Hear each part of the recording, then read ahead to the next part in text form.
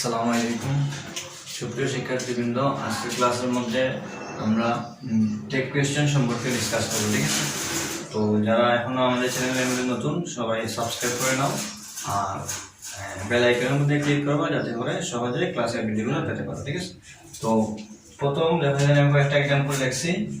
প্রথম যে এক্সাম্পলটা লিখলাম, হাসান ইজ এ ট্রুথফুল বয়। এর মানে কি? হাসান হচ্ছে একজন সত্যবাদী বালক। ঠিক আছে, আমরা জানি টেক কোয়েশ্চনের একটা রুলস হচ্ছে, যদি স্টেটমেন্ট যদি হ্যাঁ বোধক হয় তাহলে উত্তরটা হয় কি না বোধক। অর্থাৎ স্টেটমেন্ট অ্যাফার্মেটিভ হলে উত্তরটা আনসারটা হবে কি নেগেটিভ। তাহলে হাসান ইজ এ ট্রুথফুল বয় মানে কি হাসান একজন সত্যবাদী বালক।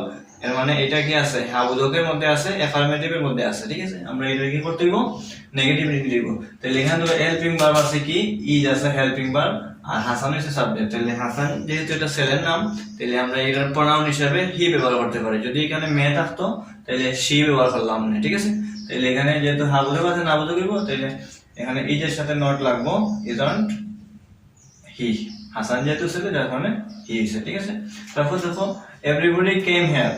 আমরা একটা রুলস জানি, এভরিবডি, এনিবডি, নোবডি, সামবডি যদি তাহলে সাবজেক্ট হিসেবে আমরা দে বসাইতে হয়। ঠিক আছে, তাইলে এখানে এভরিবডি আছে যার কারণে সাবজেক্ট হিসেবে দে বসাইমু।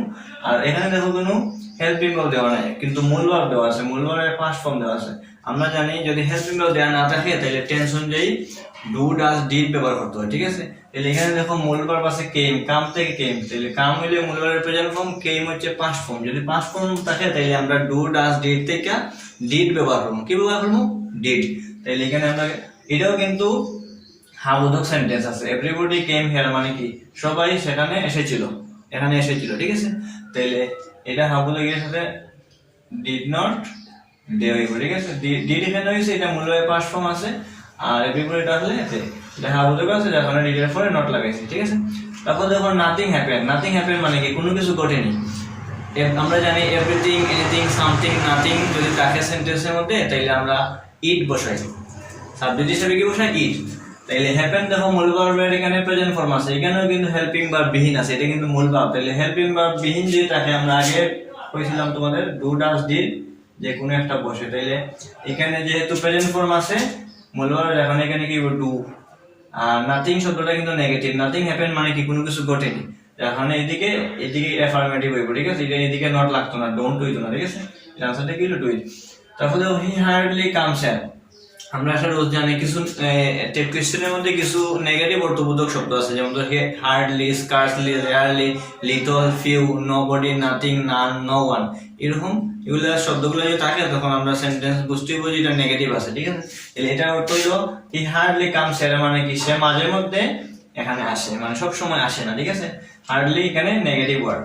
আর এখানে দেখো কামস আছে subject, third person singular number হলে মূল ভার্বের সাথে এস অথবা ইএস যুক্ত হয়। তাহলে যদি subject third person singular number থাকে আর মূল ভার্বের সাথে এস অথবা ইএস থাকে তখন আমরা হেল্পিং ভার্ব হিসেবে ডাজ ব্যবহার করব। কি ব্যবহার করব? ডাজ। তাহলে এখানের মধ্যে আনসারটা হবে ডাজ হি। যেহেতু হার্ডলি নেগেটিভ তার কারণে এখানে ডাজ নট হইতো না। ঠিক আছে, তারপর দেখো none can do the work. আমরা একটা রুলস জানি কি এভরিওয়ান, এনিওয়ান, সামওয়ান, নান থাকলে সাবজেক্ট হিসেবে দে বসে। ঠিক আছে, এখানে দেখো ক্যান আছে modal auxiliary verb. None can do the work মানে কি কেউ এই কাজটি করতে পারেনি। ঠিক আছে, নান শব্দ নেগেটিভ, এদিকে দিব কি পজিটিভ। ক্যান দে, দে এখানে হইছে নান, এর মধ্যে আছে নান থাকলে আমরা জানি কি বসে? দে বসে সাবজেক্ট হিসেবে। Let us have a party মানে কি এখন একটা কি করা যায়? পার্টি দেওয়া যায়। ঠিক আছে, লেট আস যদি সেন্টেন্সের মধ্যে থাকে মনে পায় লেট আস এর রুলস হচ্ছে লেট আস থাকলে শ্যাল উই বসে। কি বসে? এটা কিন্তু খুব ইম্পর্টেন্ট একটা রুলস, বোর্ড পরীক্ষার মধ্যে প্রায় সময় আসে। এটা লেট আস থাকলে শ্যাল উই বসাইতে হয়। None of them war absent মানে কি তাদের মধ্যে কেউ অনুপস্থিত ছিল না। None of them, every one of them, someone of them যদি সেন্টেন্সের মধ্যে থাকে তাইলে আমরা এই সাবজেক্ট হিসেবে দে বসাইব। দেখো এখানে দে আছে, দেম তো আছে, আমরা সাবজেক্ট হিসেবে দে বসাইব। তাহলে এখানে নাম অফ দেম কিন্তু শব্দটা কিন্তু এখানে নেগেটিভ অর্থবোধক প্রকাশ করে। ঠিক আছে, যখন এদিকে পজিটিভ, এটা ওয়ার আছে, ওয়ার একটা হেল্পিং ভার্ব, তাহলে ওয়ার দে উত্তরটা, কারণ নান অফ দেম নেগেটিভ আছে। তারপর দেখো কি আছে the principal and secretary attended the meeting. এর মানে কি প্রিন্সিপাল মানে প্রধান অধ্যক্ষ এবং সেক্রেটারি কি ছিলেন?